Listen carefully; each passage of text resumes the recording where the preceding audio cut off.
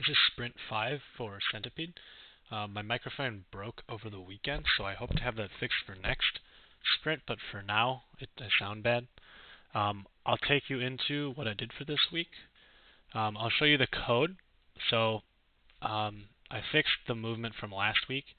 The body's a little weird right now, but it's much better than last week. As you can see, the spider and the scorpion, and as you saw earlier, the flea have spawned. I do have the point system implemented in that when I destroy a mushroom, it'll then tell me the score, which is right now 300.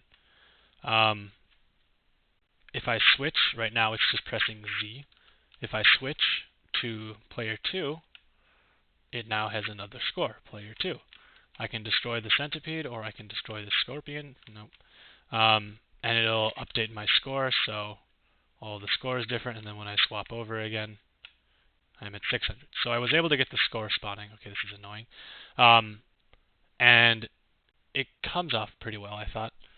The scoring works pretty well. I also was able to do the API, quote-unquote, implementation, in that anytime you initialize anything that you want to spawn, you have to give it some parameters as to how you want it to spawn.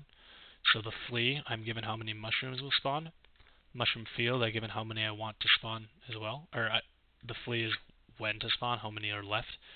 When I initialize the scorpion, I tell it how often I want it to spawn, same with the spider.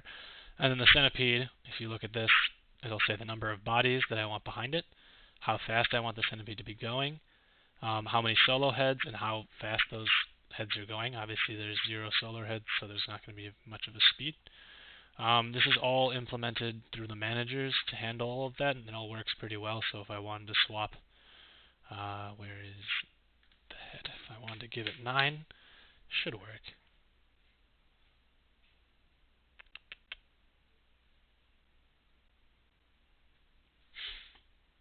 Okay. Well, we'll just assume, well, it's going to work, but it's taking longer than I wanted. There you go, 9 bodies all behind it. They all follow. Spiders, that took long, I'm not going to show you, but these are times and they'll spawn on the timer. The score is essentially just implemented how you implemented it. With each death, I add it to the score. This score multiplier will be taken into 1, 2, and 1 full of the screen, so that's calculated whenever the spider dies. I was trying to make it not magic numbers, but I couldn't really think of it off the top of my head. I think that's it for the most part. That should be Sprint 5.